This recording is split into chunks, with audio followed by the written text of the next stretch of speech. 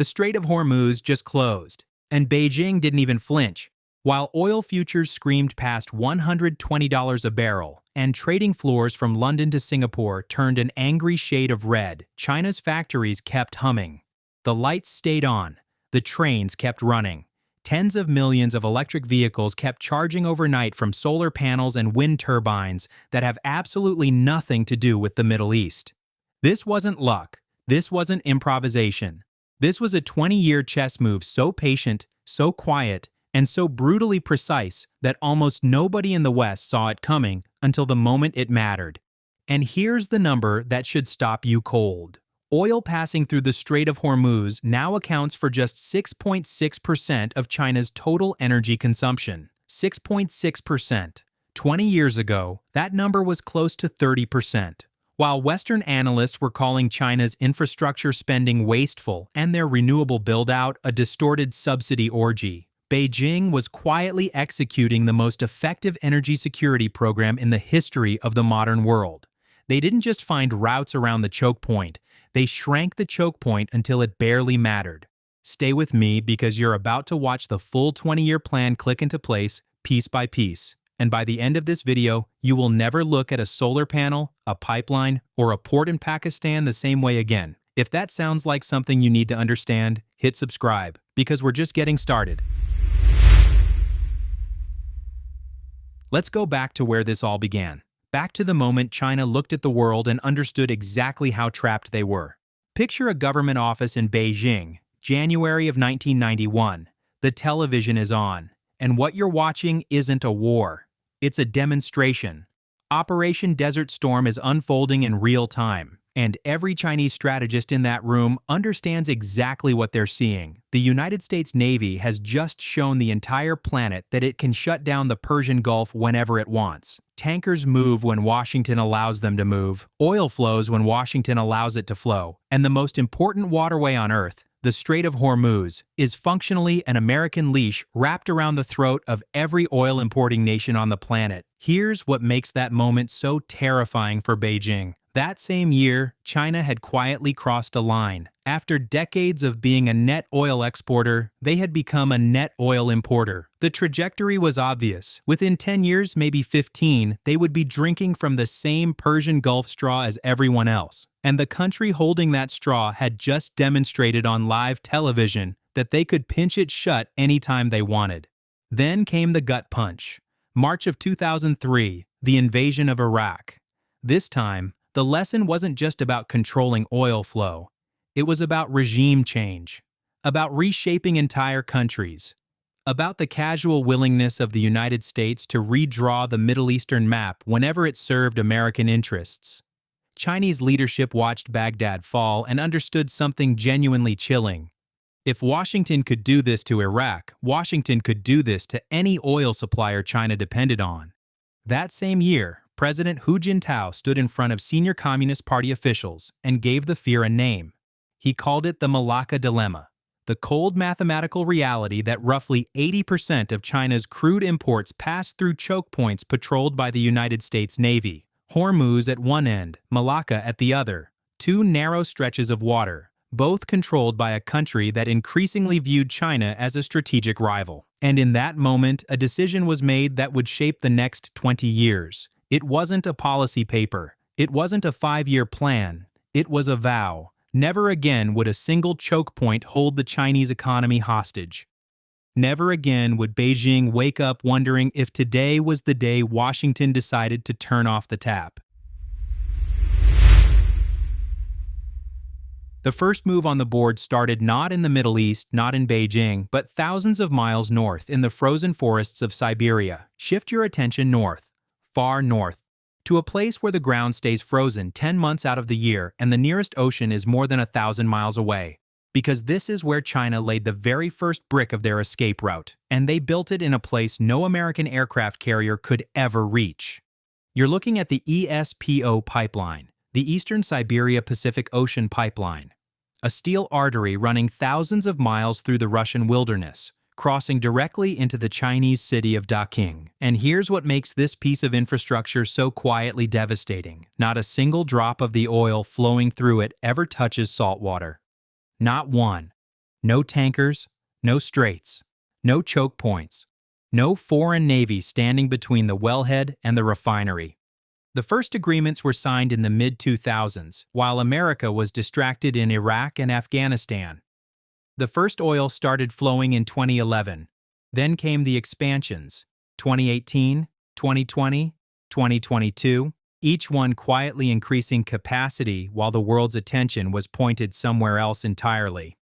But the pipeline was only half the play. In 2019, a second steel artery came online, the Power of Siberia natural gas pipeline, pumping Russian energy directly into Chinese homes and factories without ever touching an ocean. Then negotiations accelerated for Power of Siberia 2, an even larger pipeline, locking in Russian gas supplies for decades to come.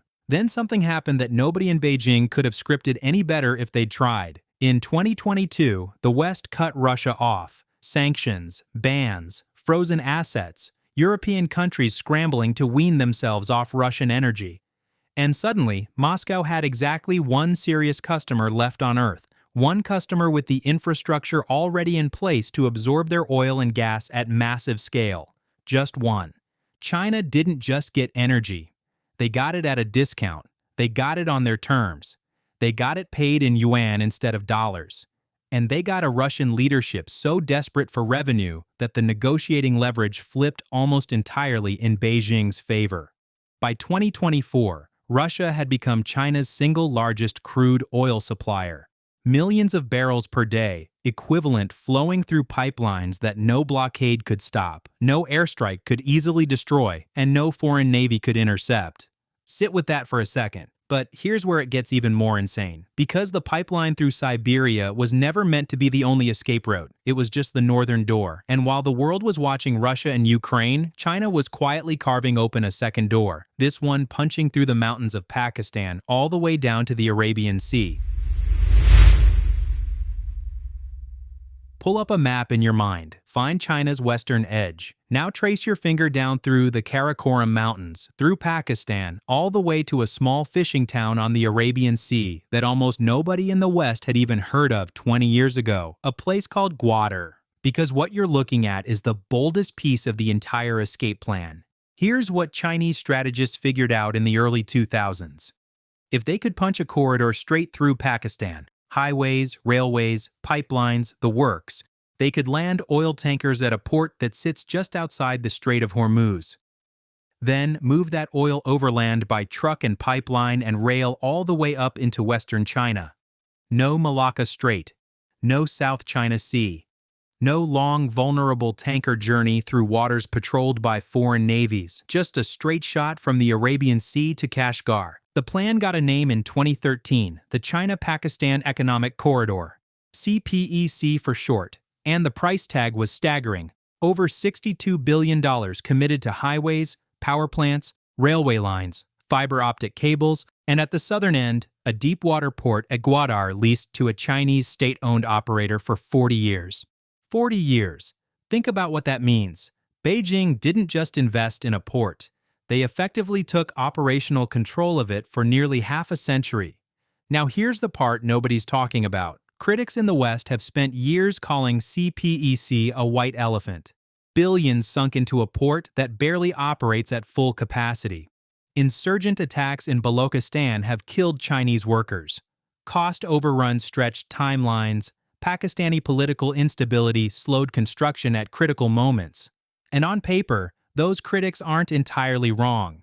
But here's what they keep missing. Strategic infrastructure isn't measured by today's throughput. It's measured by what it does to your enemy's playbook. Even a partially operational Gwadar fundamentally changes the calculation in Washington. Every barrel that lands there is a barrel Washington can't squeeze. Every mile of pipeline heading north into China is a mile of leverage subtracted from the Pentagon. Think about what just happened over the last 20 years. The United States spent trillions of dollars and thousands of American lives fighting wars across the Middle East. China spent a fraction of that money building a backdoor that makes the Middle East itself less relevant to their economy. Two completely different strategies. One side playing offense, one side playing architecture. And in March of 2026, you're about to see which one actually worked.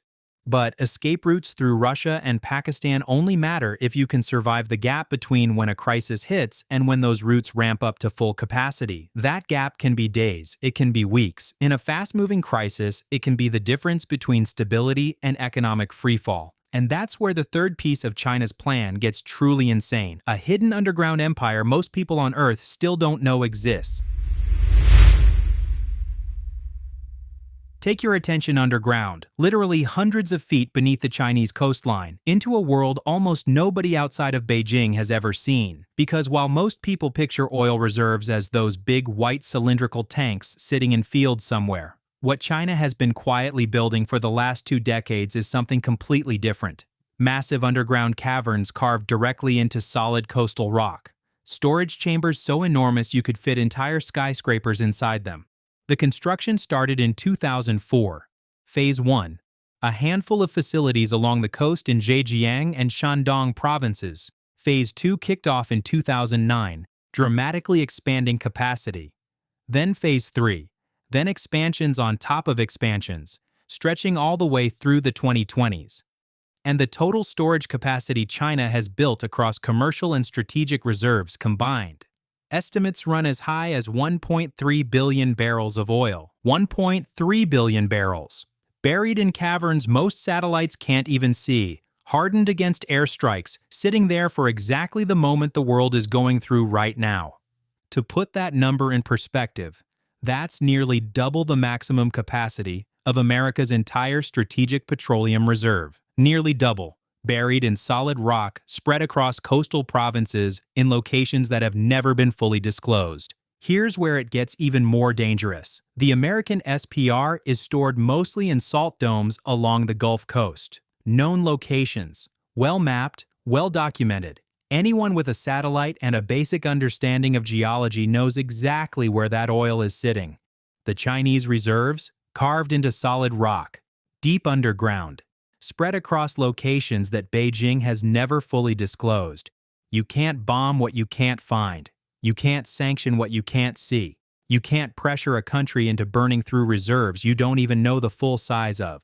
And this is where the entire strategy starts to come together, because pipelines from Russia give China supply. Gwadar gives China alternate routes. But the underground empire gives China something far more valuable than oil itself. It gives them time. In any geopolitical standoff, time is the single most expensive commodity on the table.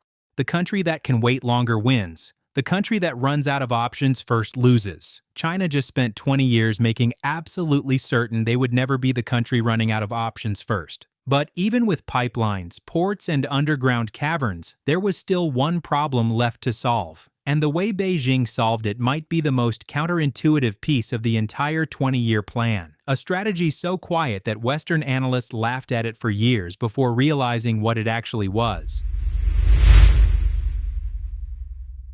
Consider the strangest weapon in China's entire arsenal. It isn't a pipeline. It isn't a port. It isn't a hidden cavern full of crude. It's a solar panel, a wind turbine, a nuclear reactor, an electric car. Because somewhere along the way, Beijing figured out something the rest of the world is still struggling to absorb. The fastest way to escape the Strait of Hormuz isn't to build another route around it. It's to stop needing the oil that flows through it in the first place. And the scale of what China has done over the last 15 years is almost impossible to wrap your head around. Start with solar. In a single year, China has been installing more solar capacity than the entire United States has installed across its entire history, cumulatively. 1 year of Chinese installation versus every solar panel ever bolted onto a rooftop, parking lot, or desert facility in America since the technology was invented. That's the gap. Now layer in wind. Massive farms stretching across the grasslands of Inner Mongolia and the high deserts of Gansu. Turbines as tall as skyscrapers, generating enough electricity to power entire provinces. Then add nuclear. China is currently building more nuclear reactors than the rest of the world combined, with new plants coming online at a pace not seen anywhere on Earth since the 1970s. Then there's the high-speed rail network. Tens of thousands of miles of electrified track that have functionally replaced short-haul domestic flights across most of eastern China. Every one of those trains runs on electricity generated mostly from sources that have nothing to do with the Middle East. But the real killer is what happened with electric vehicles. In 2024, more than half of all new vehicle sales in China were electric or hybrid. More than half. While American car makers were still arguing about whether EVs were a real market, Chinese consumers were buying tens of millions of them. Every single one of those cars is a vehicle that doesn't need gasoline refined from imported crude. Every single one is a small structural middle finger pointed directly at the Strait of Hormuz. And now here comes the number. The single statistic that should genuinely reframe everything you thought you knew about China and oil.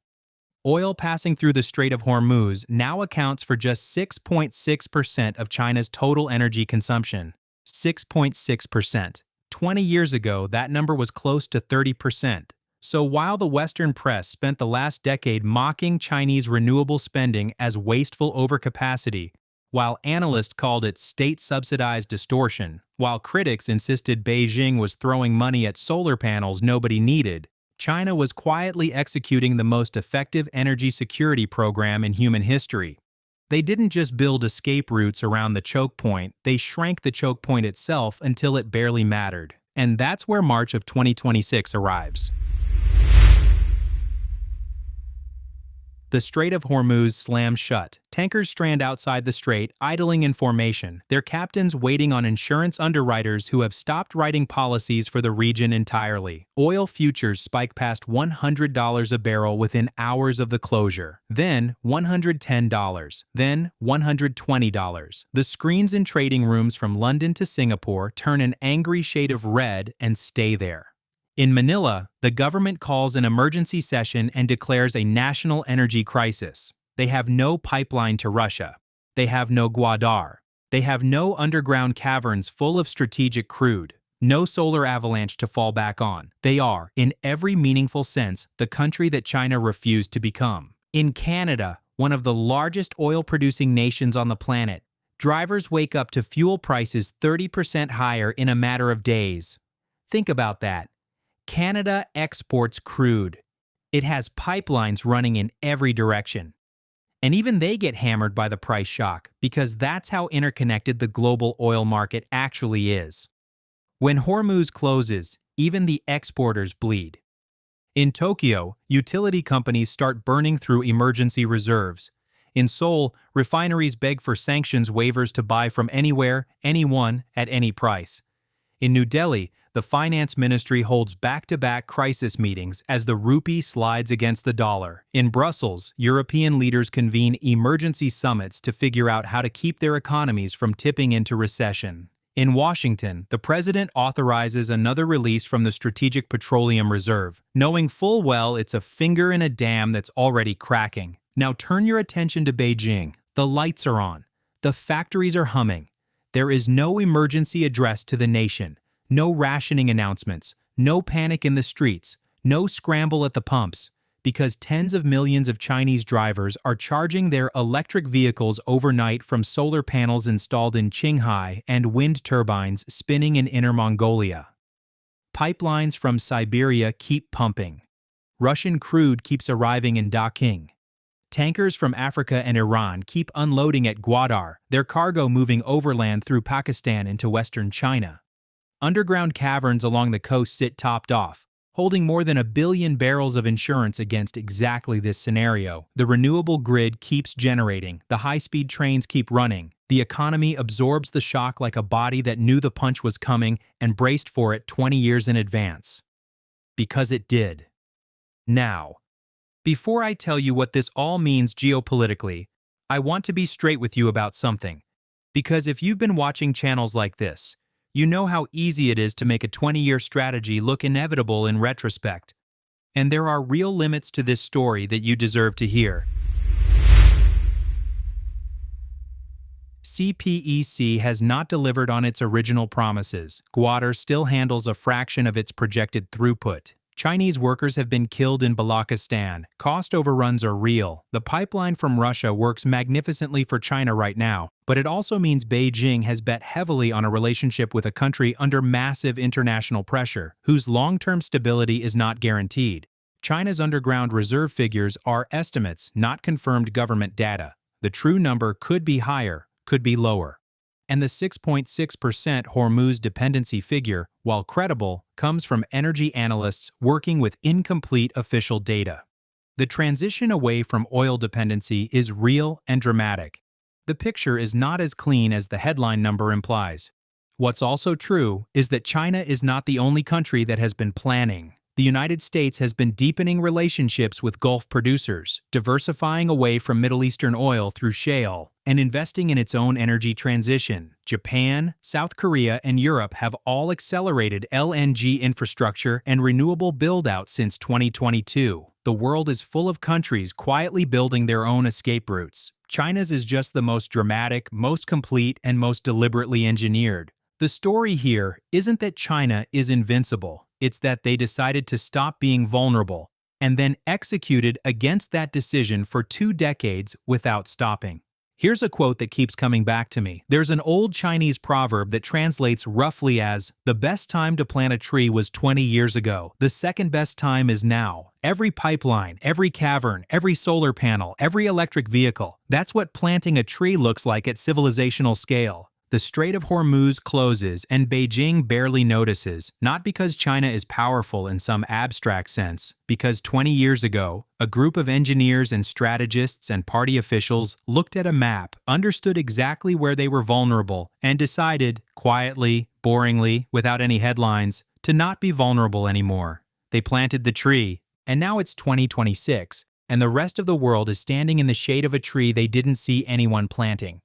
The question you should sit with tonight isn't what China did. The question is, what is being built right now in 2026 that will quietly reshape the world in 2046? What 20-year chess move is already 5 years in, quietly unfolding while your attention is locked on the next election cycle, the next viral outrage, the next thing that trends for 72 hours and then disappears? Because the most dangerous moves on the geopolitical chessboard have never been the loud ones. Not the invasions, not the sanctions, not the diplomatic incidents that dominate the news for a week and then vanish. The most dangerous moves are the ones that take 20 years, hundreds of billions of dollars, and the patience to never once explain what you're actually doing until one March morning a strait closes on the other side of the world. The lights stay on in Beijing, and the rest of the planet finally understands what just happened to them.